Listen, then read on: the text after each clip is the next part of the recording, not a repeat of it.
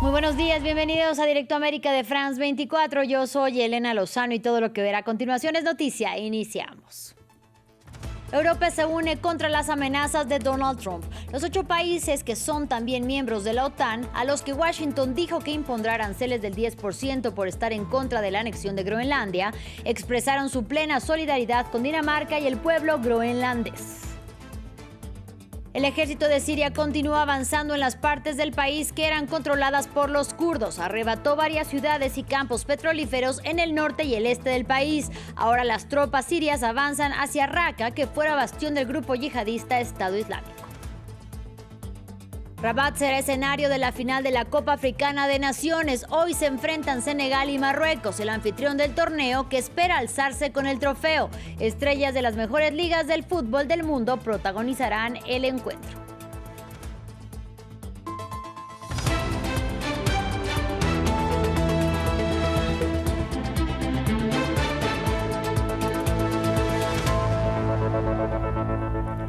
Iniciamos en el viejo continente. Europa se une en contra de las amenazas del presidente de Estados Unidos, Donald Trump. Los 8 países de la alianza militar a los que el inquilino de la Casa Blanca dijo que impondrá aranceles del 10%, y esto por estar en contra de la anexión de Groenlandia, expresaron su plena solidaridad con Dinamarca y el pueblo groenlandés. Además, se convocó a una reunión de emergencia de los embajadores de los 27 países de la Unión Europea que se celebrará en Bruselas este domingo para responder de forma coordinada a Washington. Escuchemos. Y fue el sábado cuando Donald Trump anunció que se impondrán aranceles aduaneros a 8 países europeos que han manifestado su oposición a sus deseos expansionistas. Pero desde el comienzo de su segundo mandato, en enero del 2025, el presidente republicano amenaza regularmente con imponer aranceles aduaneros si otros países no hacen lo que él quiere, y a veces sus amenazas se concretan y otras veces no. En cualquier caso, se ha convertido en una de sus técnicas favoritas de negociación, o más bien de presión. Veamos el siguiente informe. Desde su regreso a la presidencia de Estados Unidos hace un año, Donald Trump amenaza regularmente con imponer aranceles aduaneros. Hasta ahora, el presidente estadounidense utilizaba esta estrategia principalmente en el marco de enfrentamientos económicos. El sábado, en el contexto del litigio sobre Groenlandia, que enfrenta a Estados Unidos y Dinamarca, se utilizó explícitamente con fines políticos. Se materialicen o no, estas barreras comerciales se han convertido en uno de los medios de presión de la Casa Blanca, en particular cuando otros países, aliados como rivales, no se alinean con los intereses estadounidenses o con su estrategia diplomática. Desde que asumió el cargo en enero de 2025, Donald Trump anunció aranceles del 25% sobre los productos importados de Canadá y México. Unos días más tarde, de Brasil, la Unión Europea, India y China. Se trata de aranceles del 10% sobre los productos chinos porque exportan fentanilo a México y Canadá. Según algunos analistas, la amenaza de aranceles adicionales es suficiente como instrumento de negociación política, una espiral considerada peligrosa. Estas iniciativas unilaterales cuestionan el orden internacional y la estabilidad. Nos encontramos en un punto álgido del intento de hegemonía estadounidense que se caracteriza por la agresividad, la violencia y un desprecio total por el derecho. Durante el último año, los aranceles inicialmente decididos por Donald Trump han sido suspendidos, reducidos o incluso anulados en varias ocasiones, ya sea porque desde el punto de vista de Donald Trump se había alcanzado el objetivo político o por razones económicas tras las fuertes caídas de los mercados estadounidenses y mundiales. En otro orden de ideas, Portugal elige este domingo al sucesor de Marcelo Rebelo de Sousa, que lleva una década frente al Palacio de Belém. Los 3 candidatos punteros ya emitieron su voto en una jornada en la que los ciudadanos hacen fila frente a las urnas. Se trata de unos comicios presidenciales a los que fueron convocados cerca de 11 millones de portugueses. Por primera vez desde 1986, no se descarta una segunda vuelta presidencial en la que podría participar la extrema derecha, que ha ganado terreno en el país con la figura de André Ventura. Ampliamos a continuación. Se trata de unas elecciones con un interés limitado en el papel, pero que estarán llenas de enseñanzas. Portugal vota este domingo para elegir a su próximo presidente, una oportunidad para medir la popularidad de este hombre y su partido, André Ventura. Al frente del partido Chega, este candidato de extrema derecha roza el 24% de intención de voto, que lo debería llevar a una segunda vuelta, algo que no ocurría desde 1986. Nuestra ventaja no ha dejado de aumentar y lo noto sobre el terreno. Creo que se ha ampliado la base de nuestro electorado. En mi opinión, hemos conseguido superar la barrera de Chega y llegar a otro segmento de votantes. Aunque la función de presidente es principalmente honorífica en Portugal, la elección de Ventura alteraría el equilibrio político de la derecha. Frente a él, los principales candidatos para acceder a la segunda vuelta son el liberal João Contrim Figueiredo, pero sobre todo el socialista António José Seguro. No hay milagro, pero hay respuestas inmediatas que deben darse, y esa es la responsabilidad de los gobiernos. El papel del presidente de la República es llamar la atención sobre la necesidad de encontrar puntos en común para que pueda haber compromisos para resolver estos problemas de manera sostenible. En total hay 11 candidatos en competencia. El ganador sucederá al conservador Marcelo Rebelo de Sousa, elegido en 2 ocasiones. En información sobre la guerra entre Rusia y Ucrania, Moscú lanzó un nuevo ataque masivo con al menos 200 drones contra infraestructura energética y de transporte, así como empresas encargadas de la producción de drones de largo alcance, según informó el Ministerio de Defensa ruso. En los ataques murieron al menos 2 personas y docenas resultaron heridas. El presidente ucraniano Volodymyr Zelensky afirmó que tan solo esta semana han tenido lugar ataques con 1.300 drones, 1.050 bombas y 29 ataques con misiles, por el que reiteró el llamado a sus aliados a que brinden más protección para Ucrania. Ahora vamos a Medio Oriente. El ejército de Siria continúa avanzando en regiones que controlaban los kurdos y ha arrebatado ya varias ciudades y campos petrolíferos a las fuerzas democráticas sirias de esta minoría en el norte y el este del país. El gobierno de facto liderado por Ahmed al-Shara intenta así imponer su autoridad tras la caída de Bashar al-Assad en diciembre del 2024. Desde Beirut, nuestra corresponsal Etel Bonet nos amplía sobre la situación en el terreno. Pues la verdad es que es una información bastante complicada, ya que son fuentes muchas veces contradictorias de lo que por un lado cuenta lo que es el ejército o las fuerzas armadas que dirige el presidente interino Ahmed al-Shara y lo que son las fuerzas democráticas sirias, que es un grupo liderado principalmente por kurdos, pero también por otras facciones que durante estos 14 años de guerra civil que hubo en Siria, pues había como una especie de acuerdo tácito con el presidente que estaba antes, Bashar al-Assad, y entonces ellos tuvieron cierta autonomía en esta región. Estamos hablando de una zona que es justo al este del río Éufrates, que durante todos estos años han estado bajo la protección y bajo el mandato, ¿no?, de las fuerzas kurdas, y esto se consiguió pues por esa especie de acuerdo tácito entre lo que era el régimen de Bashar al-Assad y los kurdos.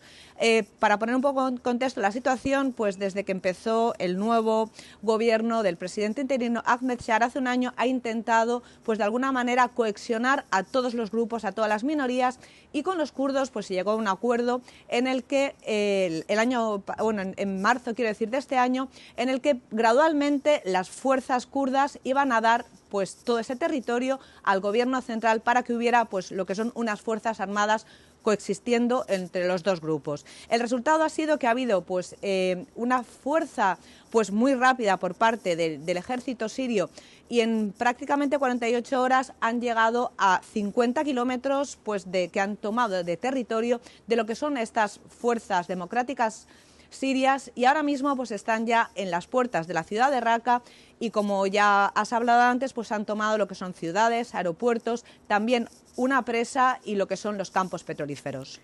En Irán reina una tensa calma y avanza un regreso progresivo a la normalidad. Este domingo se reabrieron los colegios después de la ola de multitudinarias protestas que sacudieron al país. Según la agencia Reuters, que cita a un oficial iraní, al menos 5.000 personas murieron durante el movimiento social contra la crisis económica y la violación de derechos humanos por la represión de las fuerzas de seguridad. Mientras tanto, el fiscal de Teherán rechazó los dichos de Donald Trump, según el cual se habían suspendido las ejecuciones de manifestantes, y reafirmó más bien que los castigos serán firmes y rápidos. Nos amplía nuestra corresponsal en Teherán, Catalina Gómez Ángel. Son varios días desde que ha regresado en apariencia esa normalidad. Hay muchísimo dolor y muchísima incertidumbre sobre lo que pueda pasar en los próximos días y semanas, no solamente por parte de la reacción del sistema de la República Islámica, sino también sigue existiendo esa incertidumbre si finalmente Donald Trump se decide a responder o atacar, como ha dicho. Por el momento muchos piensan que ya no lo va a hacer, sin embargo, pues viven con esa tensión. Hoy la vida se ha recuperado incluso aún más porque han vuelto los niños al colegio después de un fin de semana largo, al jueves y viernes de fiesta habitual. Se había unido ayer un día de fiesta religiosa en el cual muchas familias habían salido de la ciudad. Hoy vuelven a activarse los comercios y estos niños que estuvieron online pues van a las escuelas. Online muy difícil porque el país sigue desconectado del internet mundial, está conectado al internet local, al cual están conectadas esas páginas web o las aplicaciones locales en las cuales están los colegios o están los bancos, pero tener información de lo que pasa por fuera de las fronteras es extremadamente difícil. Los periodistas somos privilegiados, nos han habilitado 2 salones donde tenemos acceso a internet para enviar esta información que ustedes ven y también enterarnos de lo que pasa. No se reciben llamadas internacionales y solamente hasta ayer habilitaban esos mensajes de texto. Así que la incertidumbre de la población es bastante grande, como decía, el dolor es mucho, todavía siguen sin entender muy bien cuántos fueron los muertos de esos días de protesta debido a esta desconexión. Se hablan de alrededor de 3.500, pero otros piensan que pueden ser más. Sin embargo, hasta que no se abra esa información al mundo, ellos saben que no van a tener realmente la película completa de lo que pasó durante esos días de protesta.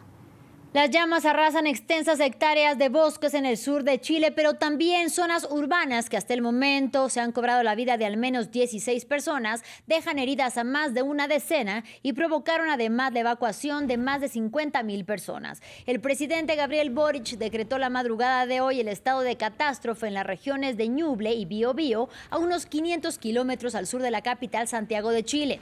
Y en medio del verano austral, bomberos combaten al menos 14 focos de incendios activos en el país sudamericano provocados por las altas temperaturas y los fuertes vientos. Finalizamos con fútbol y la final de la Copa Africana de Naciones, porque hoy se enfrentan Senegal y Marruecos, el anfitrión del torneo que espera alzarse con el trofeo. Se trata de un partido que contará con estrellas de las mejores ligas del mundo. Nos amplía nuestra enviada especial Natalia Ruiz Giraldo.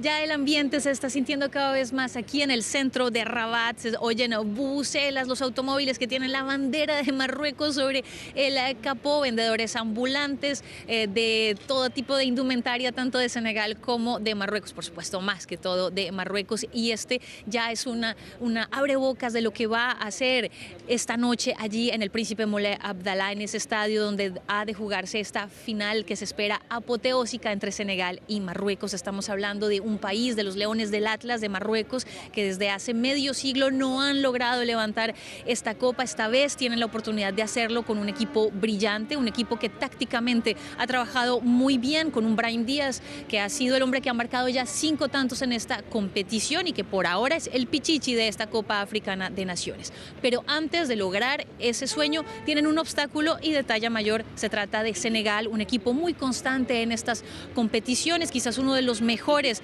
del continente en los últimos 10 años. Va a disputar su segunda final, la primera la ganó en 2021 y sobre todo Senegal, que está ya en esta final, ya ha disputado 3 de las últimas 4 finales consecutivas de la Copa Africana de Naciones, un equipo con jugadores de talla mundial, con jugadores de mucha experiencia, aunque no podrá contar con su capitán Kalidou Koulibaly, el hombre de la saga central, porque está amonestado para el día de hoy y en esta competición no se borran las tarjetas amarillas para la final. Pero sí estará Sadio Mané, el hombre de la gran experiencia, la figura, la estrella de los Leones de la Teranga, que está realizando su 6ª competición de la Copa Africana de Naciones y que dijo que sería la última, aunque todavía no está completamente confirmado.